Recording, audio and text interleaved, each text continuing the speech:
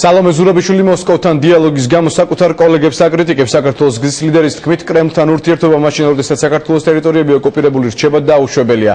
ნამდვილი ოპოზიცია ქვეყნის ინტერესებს საქართველოში იცავს და არა მის საზღვრებს გარეთ, ამბობს ზურაბიშვილი. რატომ ემიჯნება ნოღაიდელის იდეებს ყოფილი პრემიერის თანამოაზრე და რატომ ამბობს უარს ზურაბიშვილი კრემლთან დიალოგზე მაშინ, როდესაც ცოტა ხნის წინ თავად მოსკოვმა ევროსასამართლოში საქართველოს წინააღმდეგ შეტანილი სარჩელში სწორედ ზურაბიშვილის მიერ გაგზავნილი მასალები გამოიყენა. ვინ როგორ აფასებს საქართველოს გზის ლიდერის განცხადებას, ნახეთ ეკას სიუჟეტში. ის მარგინალური ოპოზიცია, რომელიც ფიქრობს, რომ მოსკოვში დაიმკვიდრებს თავს, ეს არის დივერსია.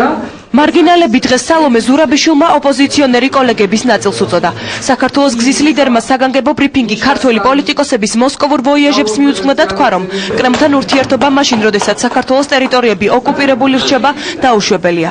ზურაბიშვილის აზრით, ნამდვილი ოპოზიცია საქართველოს ინტერესებს საქართველოში იცავს და არა მის საზღვრებს გარეთ. რა დროს დღეს დიალოგი მოსკოვთან. ეს არის მხოლოდ თემის გადაფარვა. ეს არის მხოლოდ ჩვეულებრივი დივერსია. ეს არის გეზის შეცვლა. ოპოზიცია დღეს მიდის კონსოლიდაციისკენ. ჩვენ ვიწყებთ იმ მთავარ ბრძოლას, რომელიც გადის არა მოსკოვის ხაზზე, არამედ არჩევნების ხაზზე. ადვილი მისახვედრია, რომ ზურაბიშვილის კრიტიკის ერთ-ერთი ადრესატი ზურაბ ნოღაიდელია, საქართველოს ექს-პრემიერი, რომელიც რუსეთის პრემიერს მოსკოვში პირისპირ დეკემბერში შეხვდა. ვერ საუბრობდნენ აპრილის საპროტესტო აქციების პერიოდში ნინო ბურჯანაძის პრორუსულ ორიენტაციაზეც. მაშინ ფოტომასალაც გამოქვეყნდა, სადაც ბურჯანაძის მეუღლე ბადრი პიცაძე პუტინთან დაახლოებულ ბრეოს ხვდება. სალომე ზურაბიშვილის კრიტიკას დღეს ერთ-ერთმა პირველმა სწორედ ნოღაიდელმა უპასუხა. სალომე გააკეთებს იმას, რასაც თვითონ თვლის საჭიროდ. თქვენ გააკეთებთ იმას, რასაც თქვენ თვლის საჭიროდ და მე გავაკეთებ იმას, რასაც მე ვთვლი საჭიროდ. რუსეთთან მოლაპარაკებები საჭიროა სწორედ იმიტომ, რომ საქართველოს ტერიტორიები ოკუპირებულია სააკაშვილის და მერაბიშვილის უჭკუო და აჩრული მოქმედებების გამო და ჩვენი ამოცანა საქართველოს გაერთიანება და განვითარება.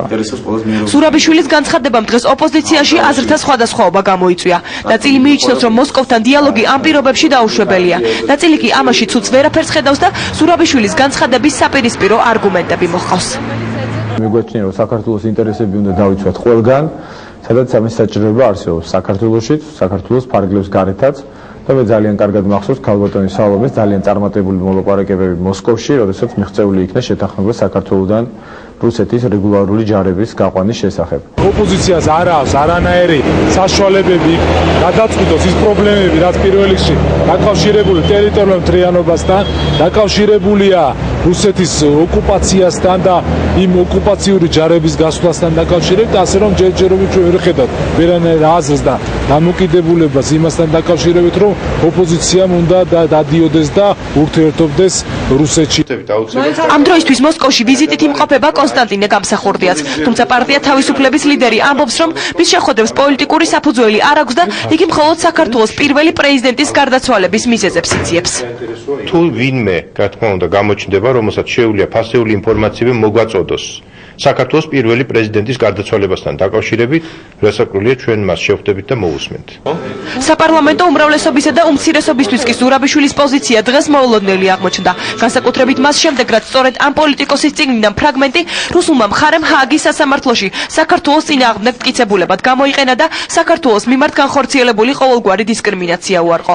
წიგნის ათაურით საქართველოს ტრაგედია 2003-2008 სალომე ზურაბიშვილმა საფრანგეთში გასულ წელს გამოსცა და მასში ნათქვამია, რომ საქართველო ემზადებოდა ომისთვის.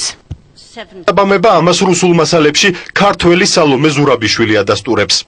2007 წლიდან დაწყებული სულ უფრო მეტი თანხების ხარჯვა დაიწყო შეიარაღების შესაძენად. საქართველო ყველაზე თანამედროვე და ძვირადღირებულ იარაღს ყიდულობდა.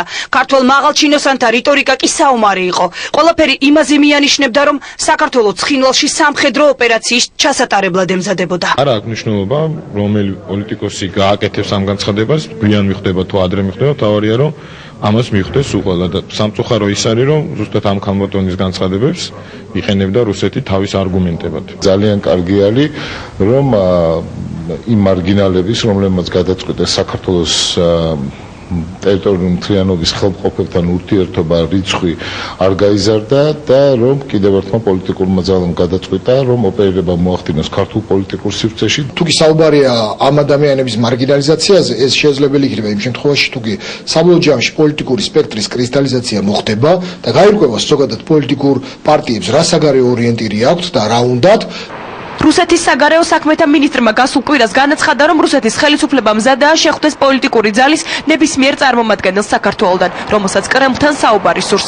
უკვე ცნობილია, რომ მოსკოვში მორიგ ვიზიტს გეგმავს მოძრაობა სამართლიანი საქართველოსთვის ლიდერი ზურაბ ნოღაიდელი, რომელიც ამჯერად რუსეთის დედაქალაქს სხვა პოლიტიკურ ლიდერებთან ერთად ეწვევა.